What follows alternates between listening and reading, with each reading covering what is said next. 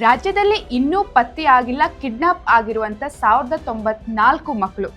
S, ರಾಜ್ಯದಲ್ಲಿ ವರ್ಷದಿಂದ ವರ್ಷಕ್ಕೆ ಮಕ್ಕಳ ಕಿಡ್ನಾಪ್ ಕೇಸ್ ಅನ್ನುವಂಥದ್ದು ಜಾಸ್ತಿನೇ ಆಗ್ತಾ ಇದೆ.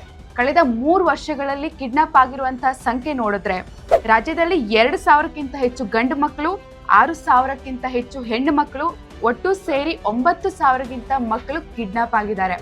ಇದರಲ್ಲಿ 1094 ಮಕ್ಕಳು ಇನ್ನೂ ಪತ್ತೆನೇ ಆಗಿಲ್ಲ. ಅವ್ರು ಎಲ್ಲಿದ್ದಾರೆ, ಹೇಗಿದ್ದಾರೆ ಅನ್ನೋಂಥದ್ದು ಏನೂ ಗೊತ್ತಿಲ್ಲ. Our police system is fail to find out this childrens. ಕಳೆದ 3 ವರ್ಷಗಳ ಅಂಕಿಅಂಶಗಳನ್ನ ಗಮನಿಸಿದಾಗ ಗಂಡು ಮಕ್ಕಳಿಗಿಂತ 2 ಪಟ್ಟು ಜಾಸ್ತಿ ಹೆಣ್ಮಕ್ಳು ಕಿಡ್ನಾಪ್ ಆಗ್ತಾ ಇದ್ದಾರೆ. 2023ರಲ್ಲಿ 2131, 24ರಲ್ಲಿ 2436, 25ರಲ್ಲಿ 2324 ಹೆಣ್ಮಕ್ಳು ಕಿಡ್ನಾಪ್ ಆಗಿದ್ದಾರೆ.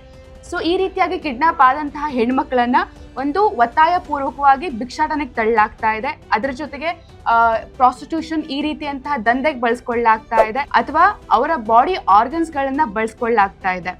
ಈ ರೀತಿಯಾದಂತಹ ಕಿಡ್ನಾಪ್ ಪ್ರಕರಣಗಳು ದಿನದಿಂದ ದಿನಕ್ಕೆ, ವರ್ಷದಿಂದ ವರ್ಷಕ್ಕೆ ಜಾಸ್ತಿನೇ ಆಗ್ತಾ ಇದೆ.